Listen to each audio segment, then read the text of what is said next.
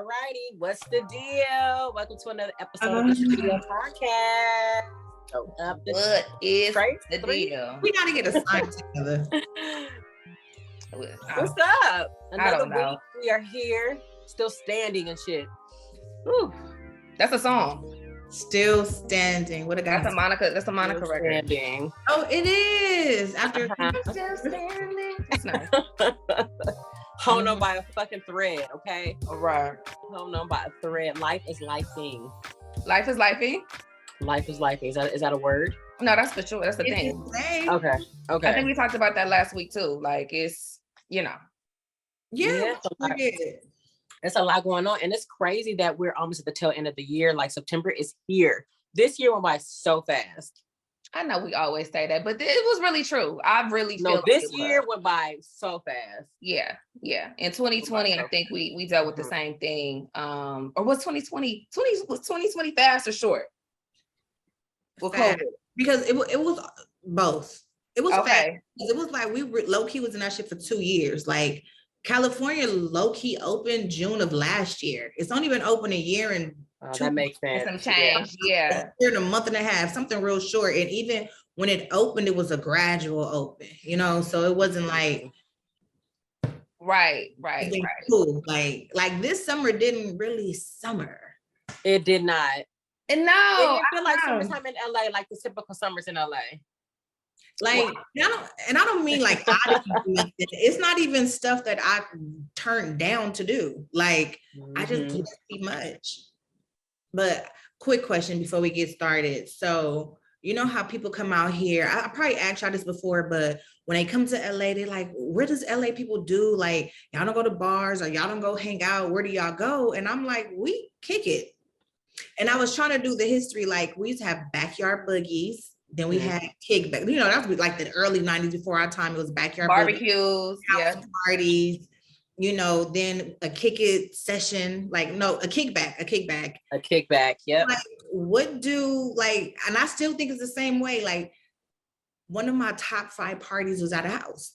Yeah, right. Fox's house, but it was still a house. You know what I mean? It's inviting your folks over. That's it. It's just inviting your folks over. Somebody's cooking, might be some games, and that's just what it is. It's game night. Like, we don't really do it's this bar that we pop into every Friday night. Rather, you by yourself or with your crew, you fall in, that's your hangout. They exist because like Tiffany goes to Melodies for that, but that's just like a local little situation. But I'm like, what do people do for fun? Yeah, because Hollywood is Hollywood. So we don't club anymore. You know what I mean? Like frequently, like every weekend or every other weekend or once a month, or you know what I'm saying? Like it's event based. If it's not event based, then it's definitely kickback. Like we don't, you know what I mean? Okay. I wonder if it's like that in New York. Because I always I asked my homeboy that, but he said the same thing. But he was saying some shit like they charge for like a backyard function. No.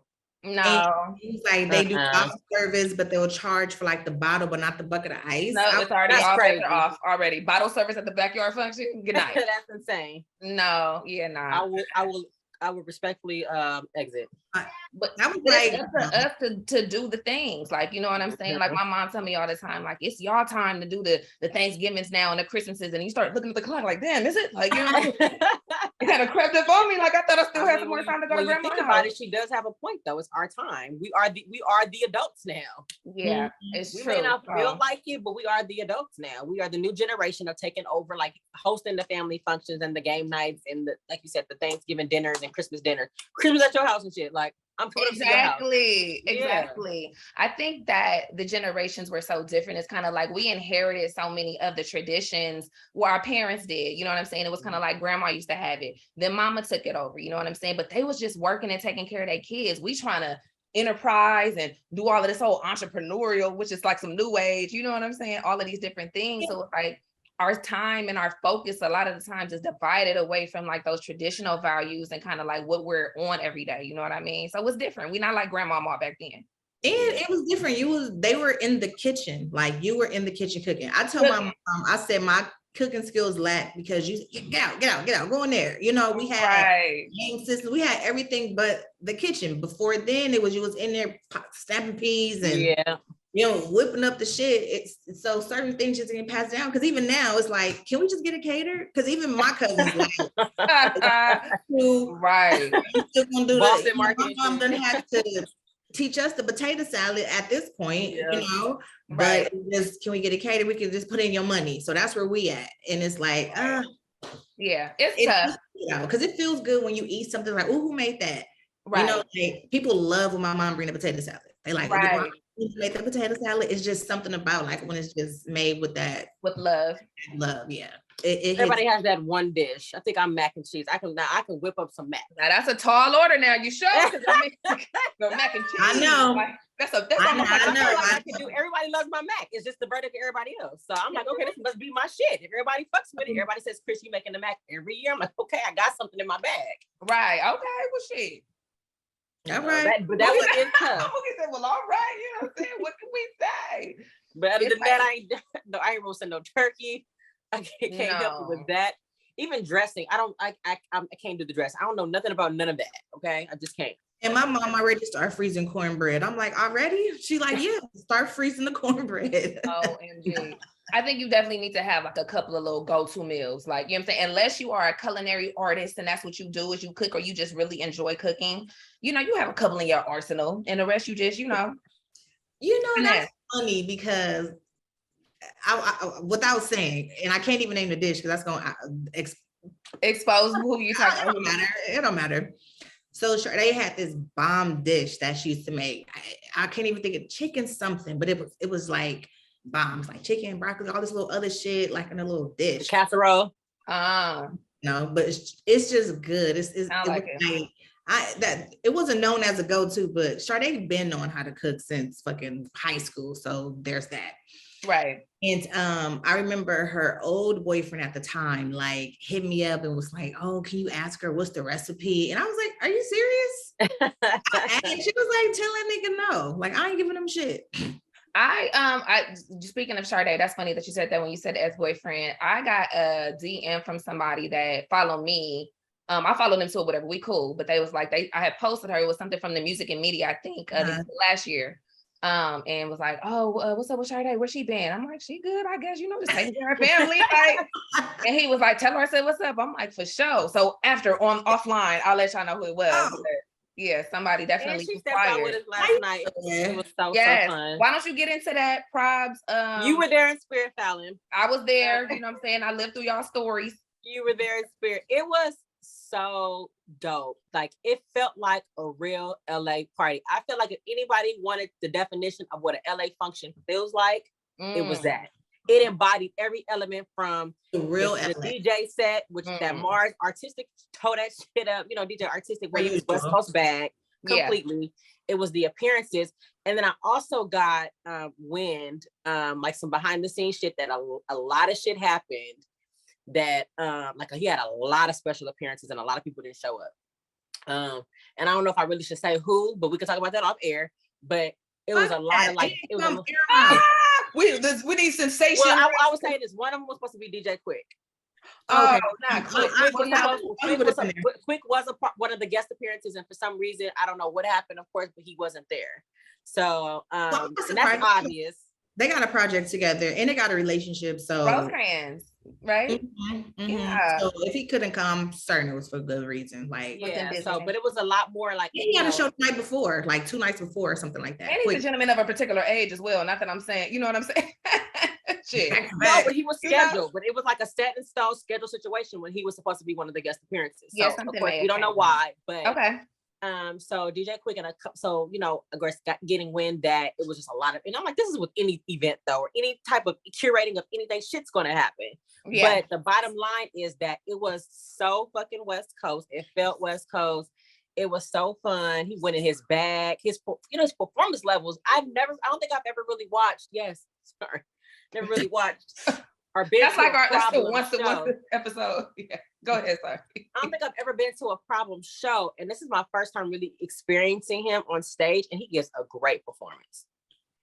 Great crowd engagement, energy on 10, knows how to interact, you know what I'm saying? Like voice projection, all that's important, you know, like, nigga, I want to hear what you're saying, but he can rap though.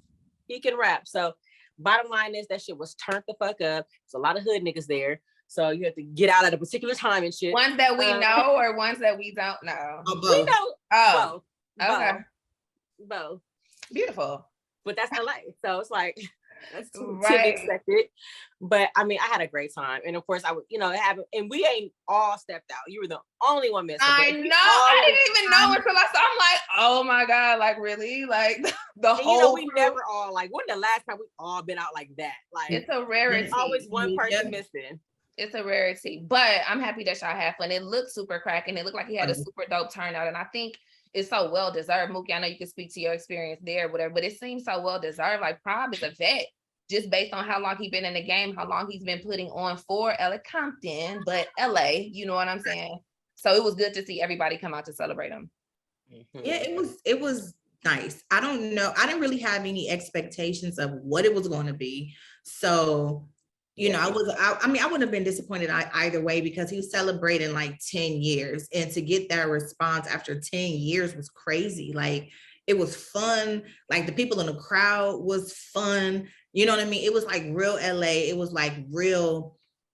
I repeat so much like the same shit when I be listening to my playback, but it was like real, it wasn't like fake bougie. It was motherfuckers there to have a good time. It wasn't like, you bumped me, damn bitch. It was just cool, and his performance was super dope. I wouldn't have known any of that happened because he didn't carry it on stage. Exactly. The openers that he did have, the crowd responded well to them. Of course, Airplane came out. He's a part of Diamond Lane, so that was like, go figure. Big deal, yeah. I like think that he's up next, so to speak, from the label. And it was nice. It was good to enjoy it. You know what I mean? Just to be around like just the whole crew and to see how far they have come. So it was nice. So shout out to Brian, like just to see like, this is your artist, right? This was your baby. This was your passion project that is still going. For people to come out, like a few people like pulled up just to see that. It was, I mean, what can I say? Like, and it was enough room to where the bathrooms wasn't too crowded. The bars was open. You know what I mean? Yeah, exactly. That's some dope ass venue. I've never even heard of this place. Where was it? And I thought it was where they host LA functions. So I was like, where the outside? Me too. It was off of Vermont and Santa Monica Boulevard, which is kind of a weird pocket. Yeah. But it's nice. But it was nice. But it was very nice. So it gave little concert, like how you will see the big monitors. Yeah. The big monitors. They like pay homage to some of their fallen homeboys, and it was nice. Like, yeah, RJ came out. RJ T Fly. Okay. Airplane, Wally the Sensei. Oh, so it was a West Coast bash. It was West Coast. And of course, Skateboy got to get up and get in his little crip walk bag. Like, it's not LA if it don't. It ain't the city if it don't happen. Like, he gonna any time he can. Right. Shine or whatever. But I enjoyed it. Like, it was good. Like, I went to the Chris Brown Little Baby concert too, and I was bored the first half. I was very bored. I'm like, maybe doesn't resonate with me. Maybe I'm really stepping into that bracket where I didn't feel connected. But I was bored the first half. I was sitting my ass right there. On Baby's turn? On Baby's or on Chris Brown's. And I think because I told Mookie, I was like, I can listen to this shit in the car and be fine, just fine. Like, well, I can't imagine that Chris Brown had a boring performance. I just couldn't connect with it. Like, I'm an early Chris Brown fan, so maybe that was it. The second half of the show was like, I was on my feet because these were songs I know. And I just felt like, even with the new music, I just felt like it was very poppy. He was up there bucking it up. Like, he's a dancer, he's an entertainer. So on that aspect, I was sitting there like, okay, like, just watching him dance, like, like if it was on TV or some shit, bobbing my head. But I wasn't like fully engaged, I guess, on my feet as while he was dancing. The second half, I was a little bit more up because those were songs that I knew. Right. But it was just like a Lil Baby, he's just up there rapping. I'm like, I listen to Lil Baby in the car and be straight. I feel like I can resonate more with Lil Baby in the car and turn that shit up and get in my zone more so than watching him perform, because he doesn't get anything more than being on the stage with the mic and moving back and forth and rapping. Mm-hmm. Well, so for somebody that's a concert goer, like, I expect, like, when you go to a Kanye show, you're getting a whole fucking like extravagant lighting, you're getting props. You go to Beyonce's concert, you go to Jay-Z's concert. I guess my expectations expectations are up to that level. It's really high because those are super. And that's just me. Yeah. I'm a concert girl. But when I go to a hip hop concert, even like Pusha T's concert, that nigga was giving a little something on stage, you know? I mean, but I just expected a little bit of something more, I guess. But maybe got to grow some more. Like he's such a baby in this game and performing that he has to develop his craft and figure it out. And then it's hard to go back and forth with Chris Brown, this fucking Energizer bunny. You know, he was dancing the whole night. So it's really hard. Nigga didn't stop. He was like all night was just he's so hard. Yeah. But his new music, he just put the album out. Like that album fire. It is. That album fire. It is, but I think when he's performing it, you just have your records that you're waiting for the artist to get to. Yeah. Because it's doing like that second half when he got into, all right, let me give y'all what I came for, but I had to get this and all them records. I'm like, okay, now we're talking. Yeah. Yeah. Well, Chris Brown is a vet too. I mean, it's the theatrics. I think we come from the old school. I just watched LaToya Luckett's podcast. I think no, that's a lie. I did not watch her podcast. Y'all told me to watch it. She was on R&B Money, and I watched got it. Okay. Excellent interview, just about the game, like because I'm gonna listen anyway. Well, just the tutelage of just like working with a Beyonce, from a very young age, and kind of really being indoctrinated into that old school way of like industry standard. You know what I'm saying? So they had to be on. They had to look on point. They had to sound on point. They had to move on point. Everything was so, just calculated and precise. Yes. And so it was a certain standard that was set, and that's the reason why they're not necessarily grouped with some other of their peers at that same time, just based on the work ethic and stuff like that. So I think sometimes the youth and the new age act and stuff like that, me being one of them or whatever, like, you aspire to get to that point, but it's hard work. Like they was literally running around a track with heels. Like, you know what I'm saying? It was like, why is he doing that? Yeah, to put on a show and really learning the value of like showmanship. So like you Chris saying, like going to a concert, okay, it's a snooze, you know what I'm saying? And not because necessarily they're not even the greatest performers, but it takes something, I guess, for the viewer to feel. And to connect to, like, that's exactly what like I got chills, I got goosebumps, you know what I'm saying? Like, so I think some of us are picking that up, but I mean, Chris Brown is a talent, like everybody knows that. Oh, and he was amazing. It wasn't nothing necessarily with his performance. I would just, like you said, I'm all cutting baby out and shit, like, yeah, Chris Brown, like it just wasn't connecting. Yeah, no, I get it. That's all. Did you guys read? I think Matthew had put out a tweet. This was like a couple weeks ago. Did Matthew? Matthew who? Matthew who? Matthew knows put out a tweet basically saying he would tell the girls to practice for failure. And I thought that was interesting. He was like, on stage, like so many things can go wrong, prepare for them. So know how to move through everything. And then when I think back about Destiny Child, they had some humble beginnings, some shit. And I think about Beyonce hair getting stuck in a fan and her oh my God, are falling down the stairs. And all she said is don't put it on YouTube, but went right to 1, 2, 3. That bitch went like this. Michelle falls on 106 in Park like a deer, like Bambi.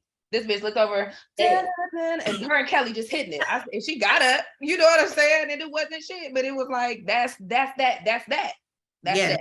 Yeah. And since we're on the girls, somebody said they feel like Rihanna was the last it girl in pop culture.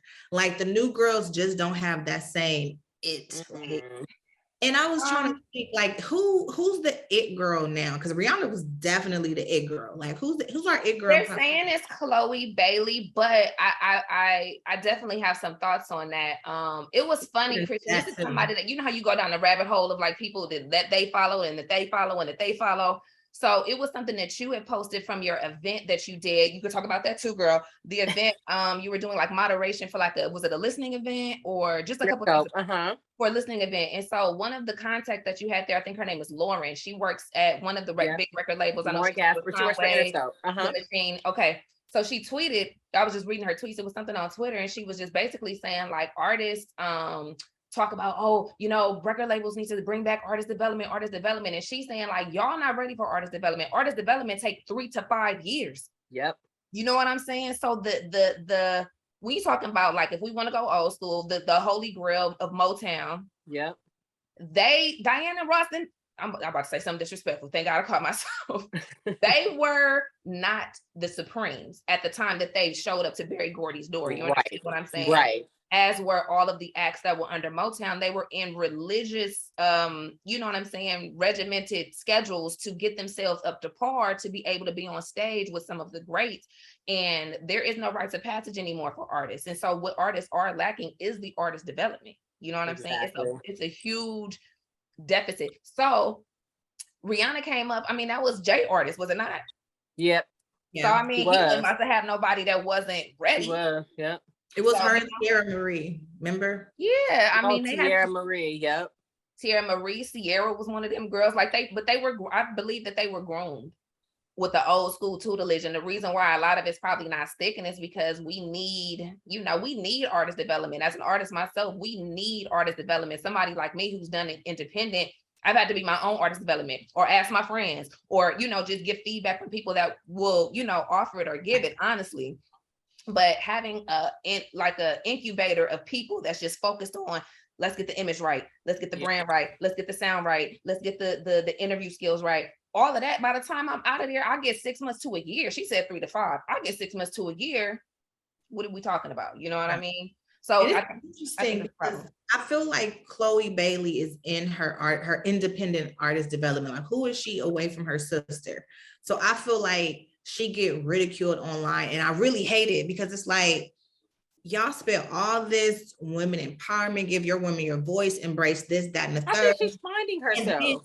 I do too. I think she's a young finding herself, like you said, away from her sister. She's kind of separating herself. Like, this is who I am as a woman. I'm still growing. I'm young. Yes. And I'm developing and growing into my own. Yeah, it feels like she's coming to her mature body, and sometimes she do be a little over the top, but it's like, so what? She play around with different sounds, and everybody got something to say. Herman, we don't want that. Why you sound? And to me, it sound cool, but I'm like, let her figure this shit out. But y'all drag her online, and I just never understand. She got her fan base because her numbers are up. Her feedback is there. Her performances are there. You know what I mean? Like, they just give her such a fucking hard time, and it's like, we can't have artist development because too many fans want to be the chefs. Like, kick back and be a fan. How about that? Be a fan. Pun on Twitter one day, I think it was Pun that asked that from what's your baby daddy? TDE girl, where have I been? Pun was like, Ace boy Pun on he did a tweet where he asked, like, so this question is strictly for the fans, like, what do y'all want from an artist? What do y'all expect an artist to share with you? What are your expectations? Because I'm sure he just really wanted to know, because there is such an investment that people have into music and artists now. And social media, again, has blurred that line. I think we talked about that last week too, or a couple of weeks ago. Like, there's no barrier. You know what I'm saying? They just all up in your shit. Like, so look, this is what you need to drop. No, we want to hear some more of that. Woo, like, excuse me? This is my art. Like, what the fuck are you talking about? You know what I mean? It's so rude. It's so irritating too. Like, I hate it. Like, I really do, because y'all don't dictate shit. Some of your favorite songs did not become your favorite because you liked it. Guess what? They worked the record. Now, I have no industry label background, no nothing, but I know enough to know when a record is worked. You know what I mean? Like, come on now. I just don't like this shit. Like, let the artists put out their shit. If you like it, you like it. If you don't, you don't. But and move on. And move on. We're cutting artists so fucking short to where this sound may fucking work for them, but we're cutting it short because a few people on Twitter said they didn't like it. Couple bad reactions. We're gonna get into some more industry stuff or whatever. I'm just real quick before I get into the thing I wanted to bring up, but Diddy goes live and talks about R&B is dead. So I just am so enthralled at the fact that everybody is like starting to have the R&B conversation again, and beyond just saying R&B is dead. Okay, R&B is dead, now what? You know what I'm saying? What about it makes it dead? So having somebody like a vet like Diddy explaining what it is, which essentially for him, I mean, and you were 90s, Chris, like you know, he was just saying, like, I don't get that feeling. It's a feeling. It is. It's not nothing that I could, you know what I'm saying? And it's nothing I can explain. And to love music and to understand music, you would understand what he's saying, because it's just that. It's the way it makes you feel. It's the way it makes you feel. We got to get Tank on the show to talk about this R&B. I would die. Tank on the show. Tank, come on the show. We need you. We need your tutelage, bro. We need your tutelage. Or he needs to be at the music media next year with an R&B segment. Your small Black women, please. Because I mean, you know, he needs to come on the show, because I love when he talk about R&B, because no one can explain it in a way and make it make sense like Tank. No. He got it in the bag. And one thing he said was, so many of our R&B artists are singing like the dudes, like we like the rappers, not the dudes.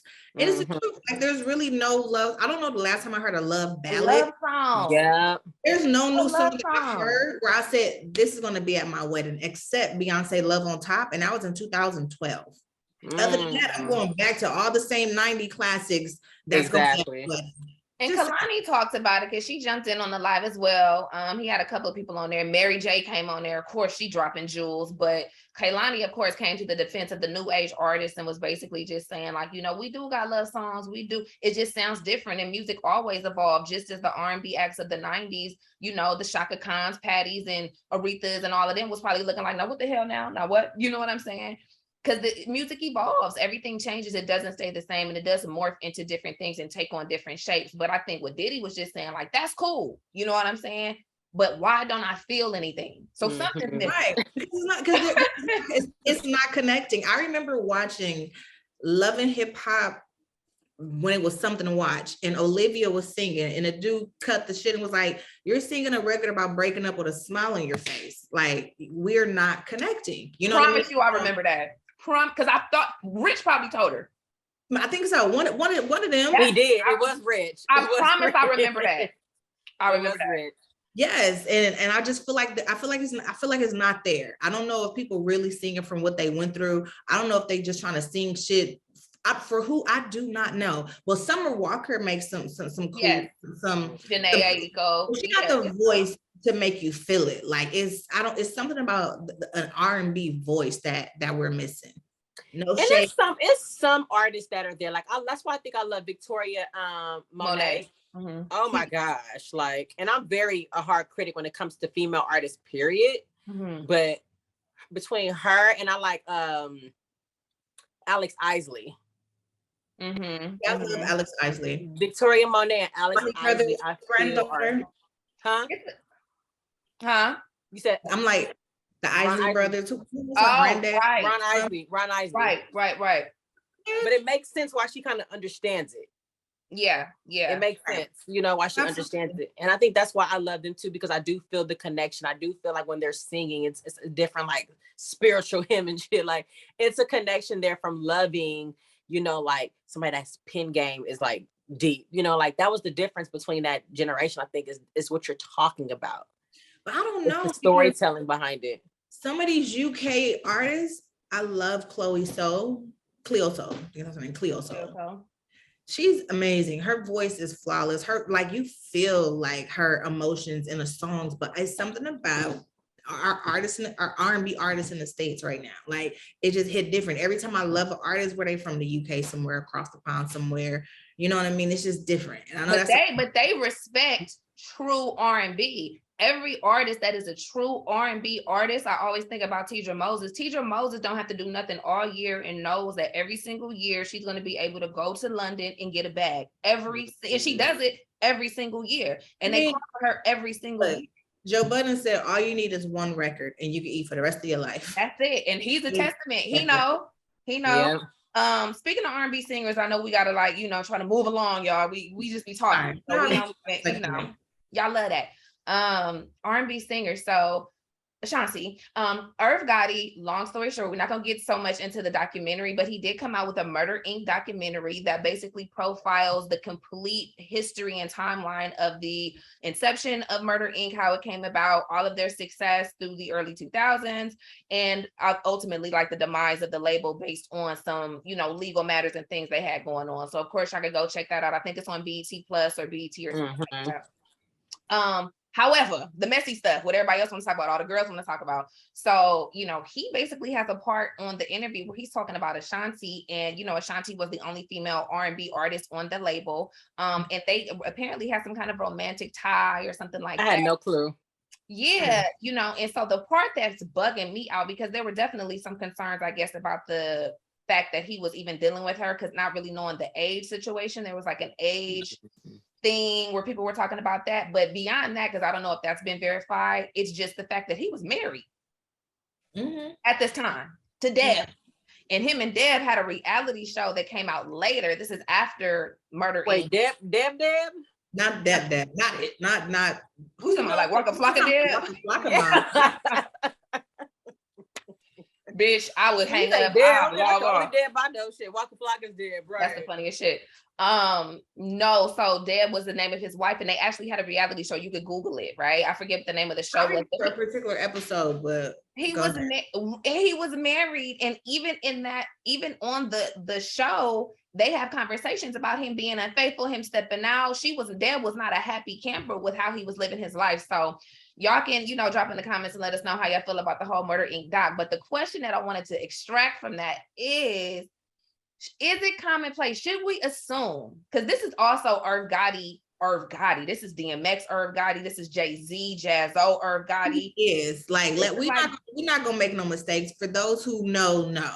You know what I mean? So, like Irv is still like major credits, major moves in the industry, very respected. People know what's up. So it's like, should we assume that men of that caliber that reach this certain pinnacle of success, specifically in the music industry, right? Like as a rapper, producer, stylist, I don't know, whatever, you know, should we assume that they are not going to be faithful to their wives? Should it just be an assumption? Because he was saying it very casually, like, yeah, so, you know, I had a crush on Ashanti. I used to see her in the Juicy Couture sweats, and she used to have a fat ass, and we were like, I think I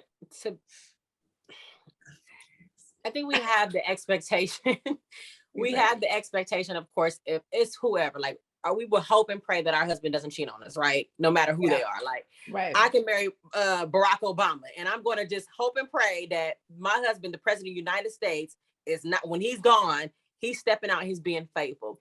But I think you reach a level of success that you've never had before. You have access to so much shit.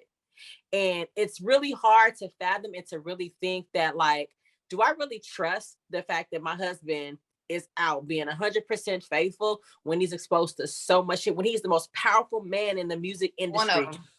One of them, yeah, right. Do I trust and believe 100% that he's being faithful for me? Absolutely the fuck not. The build up. I'm gonna hope in good faith. Well, you know, I'm hopeful. Like, okay, in good faith. That's funny. To keep it all the way of being, no, like and I think that you have to know who you're dealing with. Like, no, I do not expect Irv Gotti, if that was my husband, to be faithful. No, I don't. And I think when you reach a certain level, and I don't know, I guess maybe it depends on the man. Maybe it's based, I don't know. Maybe if you can, I don't know. Maybe it's based on who you're dealing with. But I wouldn't have any expectations for a man of that level, you know, that has that level of power to be faithful. Okay. Especially in this industry. Like, this is the industry I feel where you're exposed to so much. But I guess it depends on the man. I don't know.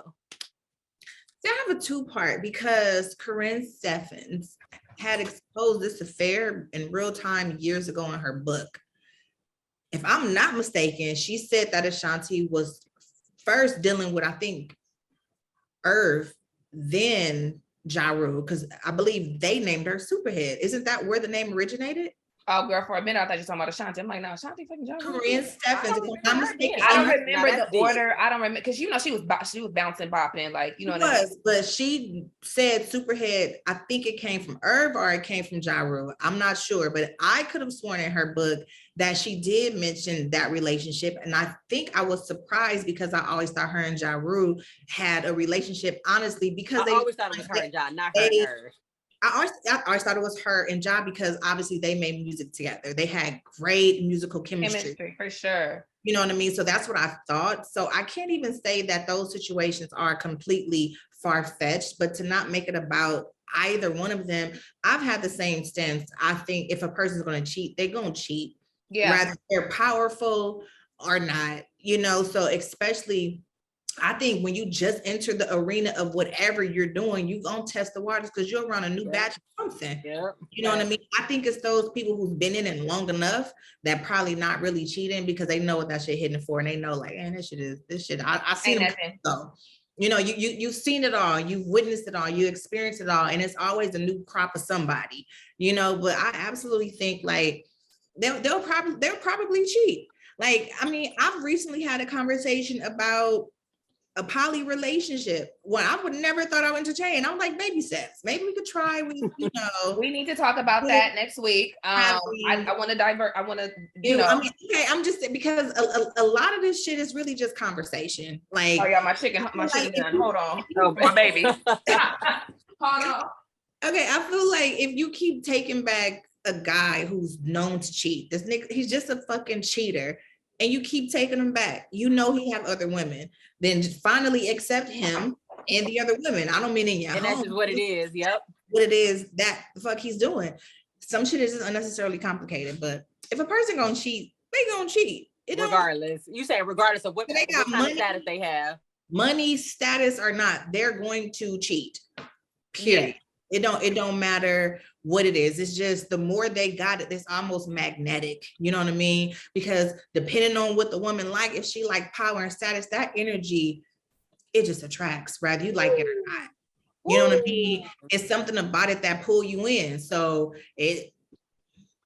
that's what it is. Yep. I think you gotta have your bootstraps laced up really, really tight.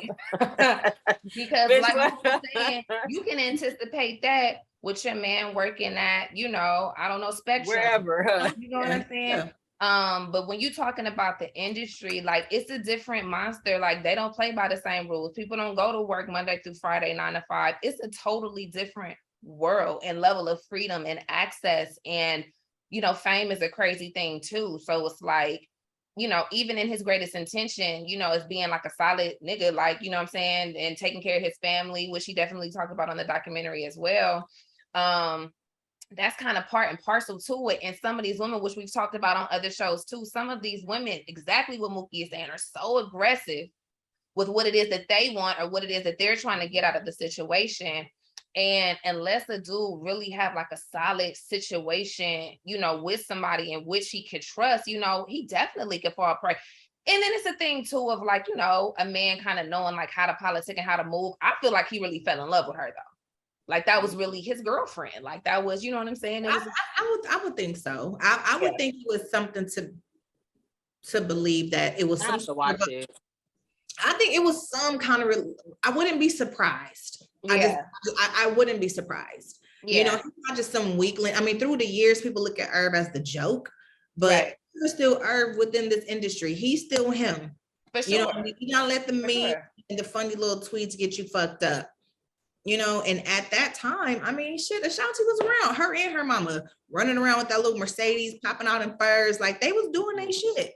Right. And he was older and he was also schooling her and showing her the ropes of the game. So just looking up to somebody like that, spending that much time, that could definitely be, you know, a probability to happen. But I don't know. I guess it's a strong probability, I guess we would say, as the final verdict. It's a strong probability that if you're a man is involved in any kind of industry activities, you know, there's susceptible. But I feel also like it can also be a thing of, if you know that, that's why you got to know who you with and knowing who you dating and knowing what it is that you need to feel comfortable, because it's a conversation. If you're going to have a relationship within the industry, which is a rarity in itself to have something solid, especially something that came in before, you know what I'm saying, the fame or the critical acclaim or whatever, there has to be conversations. And you have to kind of know who you dealing with and have an understanding of what's going on, so the person and you can have an honest conversation, because things are going to be happening, like you said, either way it go. You know what I mean? But I mean, it could be a conversation of like, look, I'm feeling like this right now. You know what I mean? This is what's happening for me. How do you feel about that? Like, what do you know what I mean? And it has to stop being so taboo. How much honesty like, are you really able to have an honest conversation?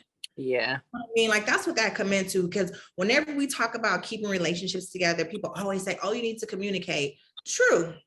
What the fuck are you talking about, though? That's true. We're talking about anything that really matter. Like, not that you hurt me, but just like, damn, I had a thought. I low-key want to do X, Y, Z. Well, you guys watched the Carisha Please with Kevin Gates, right? Yeah. Yes. And he had some inserts in there talking about the honesty that he had with his wife. Like, right. Like, he was very blunt about, like, damn, I want to fuck her, or damn, I want to do this with her, or, you know, but that was probably something that worked for them. It was probably the honest conversations that were had that were able. I guess they divorced now or whatever. They're broken up. I don't know, but maybe that's probably why they were able to kind of like make it work for as long as they did, because the honest conversations were had, and he was very open. She knew who she was dealing with. She knew exactly who she was dealing with. Yeah. Know what works. It's not a universal. It's like, here's something, apply it as it see fit for you. Right. You know, like, and I mean, we've seen it in P Valley with Coach, for those who watched, with Coach and his wife and the Mercedes experience, that we saw what that looks like, you know? So again, and I know it's easier to attain as it comes with money, because it costs. I had a conversation about your wife, your mistress, and your girlfriend, in the order they come in and what they mean to each. Right. But niggas they have it. This is my wife. Everything. This is my mistress. I love her just as much. If anything go wrong here, that's my heart. I love her. She ain't outside playing like I really love her. But the girlfriend is the fun girl. And I disagreed. I'm like, shouldn't your mistress be the fun girl? Yeah. Right. Fun one. But nonetheless, my point in all this is to say, like, even he admitted, like, to keep that up, that costs. Like, you gotta have money for that, but you don't have to have it cheap.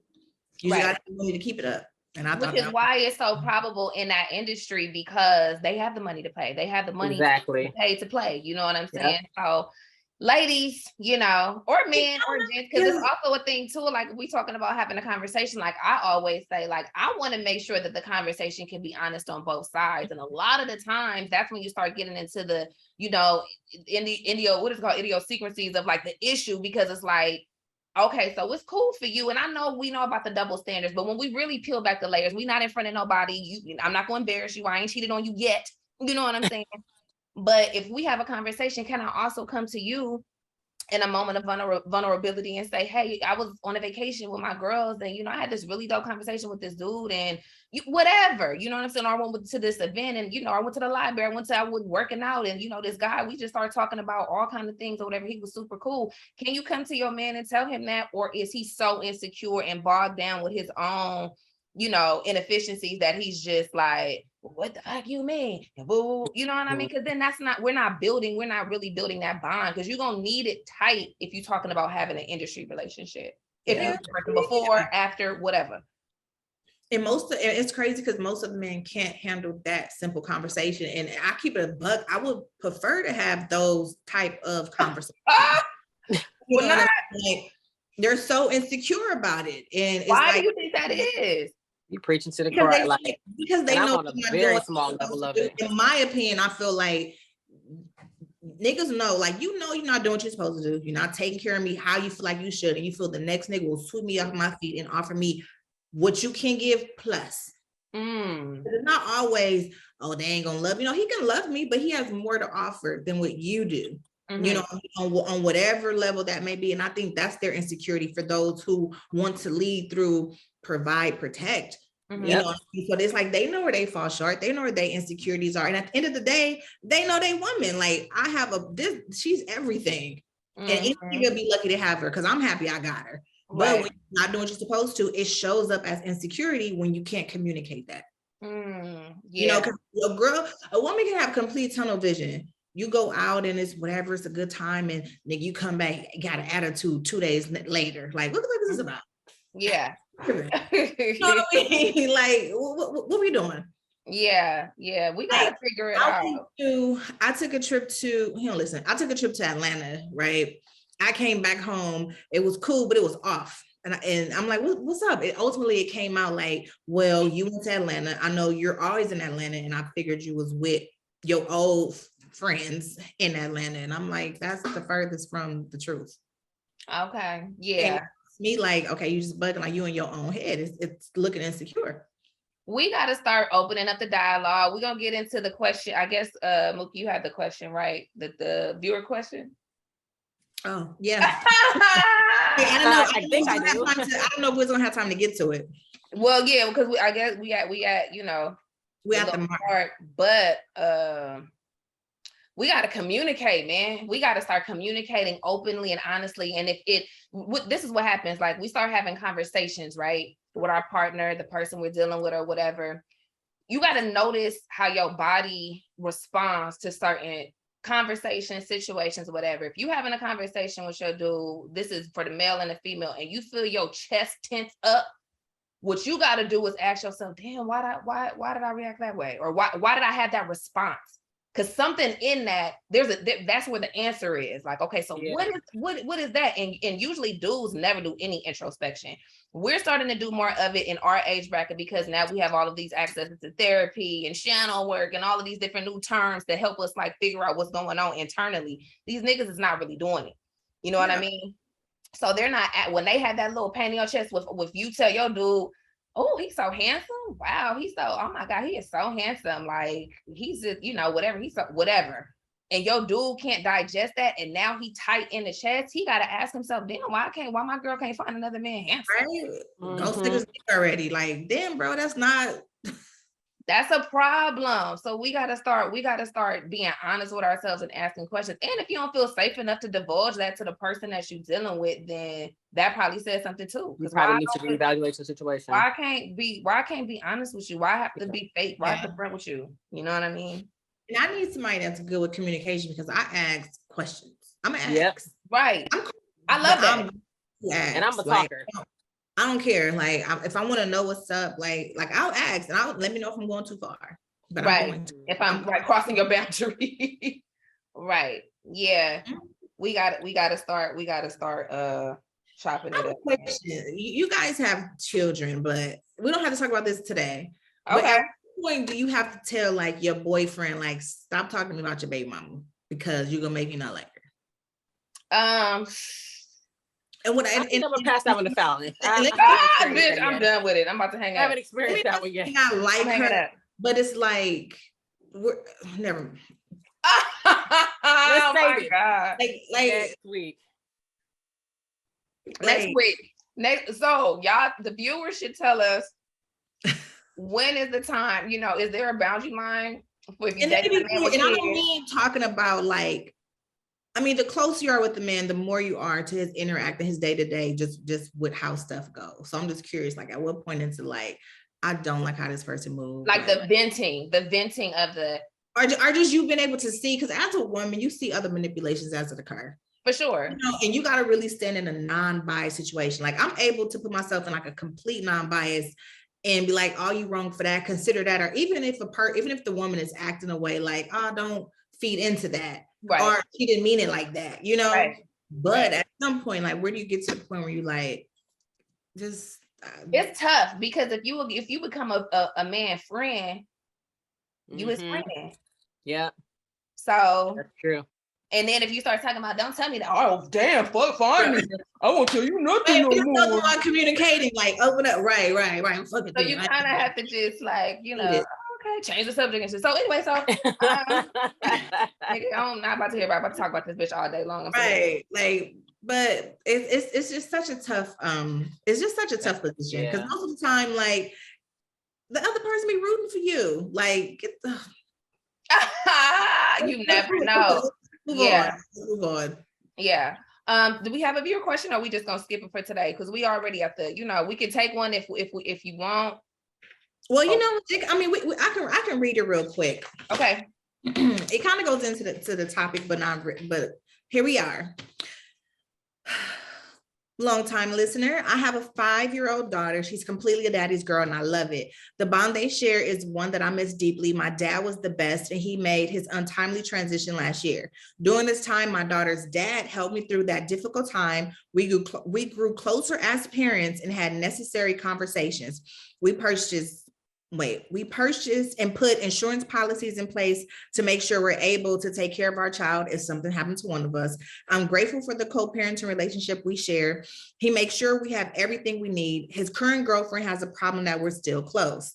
Sometimes when he drop her off, he hangs out for an hour, or he'll join us if we're out to eat. Her first trip to Disneyland was about her first trip to Disneyland was about 2 weeks ago. I overheard him saying, "I'm just here for my daughter." My question is, should I extend the invite, or should I mind my business and keep building memories with my child? Lastly, we're not sexually involved. We've known each other since middle school. We're both in our 30s. We made a pact, no matter what happens to our relationship, let's create a healthy balance for her. Wow. And that's what it's about. Oh, that's lovely. Kind of sounds like where I'm at in my situation with my daughter's father. Expound on that, please. Right. if you will. I mean, it took a long time to get to this space, obviously, but it's strictly just about the child. And people still mistaken that we're still like sexually involved or we're dating just because we're close. I'm like, it's so not normal for a mother. Like, we come from so many broken households and dysfunctional households with our mother and our father being split, that it's not normal to see something that's healthy. So the fact that my healthy relationship with my daughter's father bothers the next bitch or man, for them to automatically assume that we're together because we have a healthy co-parenting relationship is insane. So, and that's just strictly what it is, not sexually active. We're not in that space, but if we can kick it, we can hang out, we can kiki, we can talk on the phone, we can text, we can FaceTime, we can hang out, we can do dinner or whatever, but it's all in the name of our daughter. It's all in the name of our daughter, and just strictly that, you know what I'm saying? So, and we have a relationship too, we used to be together. So there's still like the fact that, and not that we like each other or anything like that, but we were together once upon a time. So it's still that chemistry based on the fact that we were like together like that. But at the end of the day, it's strictly just a healthy co-parenting for our children and for our child. And so it's just simple as that. Like, and some people, everybody, we're so used to dysfunctional households, we don't know how to take it when the mother and the father get along. And that's what's so fucking crazy about the society today, because it still gets mistaken that me and him are fucking. I'm like, y'all can think whatever y'all want to think. If that's what you think, okay, I'll let you think. Either you think we are or we think we're not. So whatever you want to think is fine. But it's so sad that a healthy relationship has to get taken that far, because we're so not used to something that's functional. We're used to dysfunctional. Yeah, I agree. It's the same thing I just said. Like, if the girl is asking like, should I continue? My answer would be like, first, like me and my baby's father, for example, like, can't nobody step in between that. I don't care who it is. You know what I'm saying? Like, that's my family at the end of the day. You know what I'm saying? Like, I mean, unless there's some kind of disrespectful, weird type of stuff going on, which it usually shouldn't be. Like, what would be the purpose of us not getting along and having that kind of relationship? If it's the girlfriend that's uncomfortable, because that's what it sounds like. Okay, like, I don't know, she's seeming a little funny. I ain't trying to mess up his happy home. Like, we cool. You know what I'm saying? Oh, girl, if you threatened, because that's tough. You in a position of like, okay, because that person has a bond. This girl has a bond with this man that you don't have, that you won't never have until you have your own baby. And it still might not necessarily be all the way the same, because this is not the first. That's his own thing. So instead of trying to compete or feeling some type of way, start asking yourself, why does that bother me? Do I feel threatened? Do I feel threatened that, okay, well, if they get along too well, then they susceptible to, because that could be a possibility. And then that's why the dialogue is so important, because you got to holler at dude and say, even if it's as vulnerable as saying like, yo, this kind of makes me a little uncomfortable. I love what y'all doing, but sometimes I do feel insecure because I don't have that bond with you. That took what, 5 seconds? Yeah. You know what I'm saying? Like, that changes things. And especially if you're approaching the dude with a little bit more, you know what I'm saying? I don't want to say submissiveness, because that's not what the word that I'm trying to say, but just cooperation and trying to just figure out how we can make this work, how I can make myself feel better. Because right now I don't like how I feel. And if it's your man and he love you, he gonna reaffirm you. He want everybody to get along. The dude want the baby mama, the wife, the whoever, everybody to get along. And if people not getting along, now he's stressed. Exactly. So if everybody can get along and get on the same page and on the same accord, it's gonna, because what you don't want to do, if it's the girlfriend, is be pressing him, baby mama over here chilling, I'm cool. He gonna be at my door like, man, you know, you know what I'm saying? And then when you cool and got that relationship, like y'all, you know, then her ass tripping, you know what I mean? What happened? You know, like then y'all talking, low-key laugh a little bit about it, and you really pressed and stressed. Like that's it's crazy. Not a good look. It's not a good. So for the girl, for the viewer, the woman, excuse me, keep doing you with your child. Y'all making memories. Exactly. Y'all doing dope shit. Yo, it's about your child at the end of the day. It's about the child. That because she's an addition. Anybody coming into an outside party situation, a relationship, you are an addition to the family.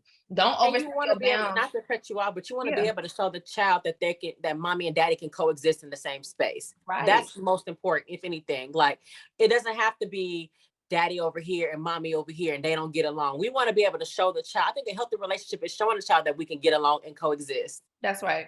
That's right. So keep doing your thing, sis. Take care of them. Right. Take care of your kids. You know what I mean? That's it. I mean, that's it. I don't think I have much to say other than don't extend the invite. You know, let them handle that. But I think that was well said, guys. Like, yeah, it's no more to add. And for anybody else that's going through the same shit, like pretty much speak up.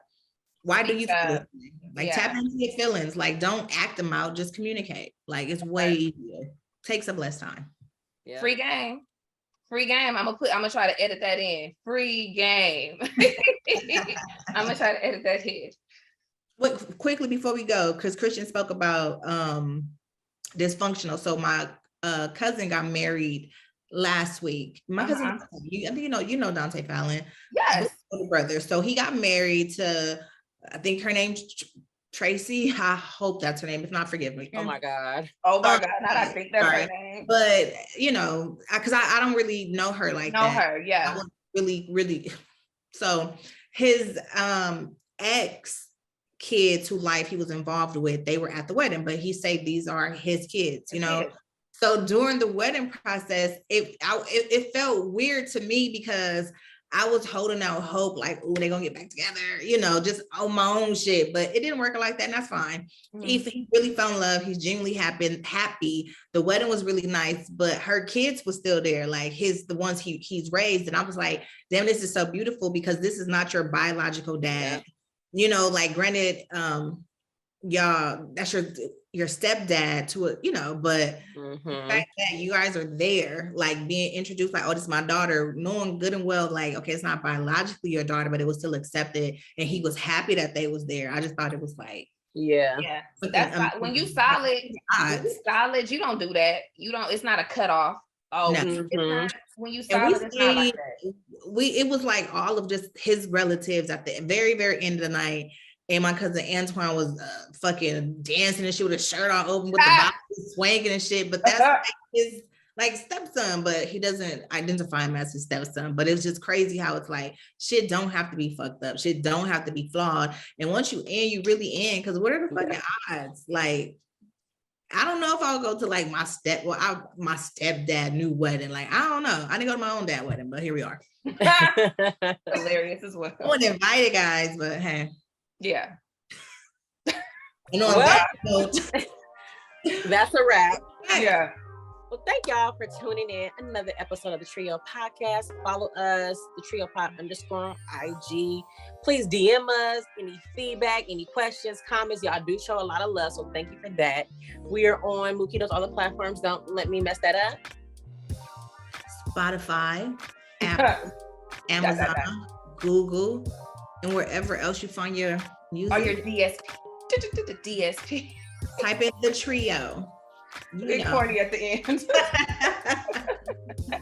Everywhere. Peace, y'all. Yeah.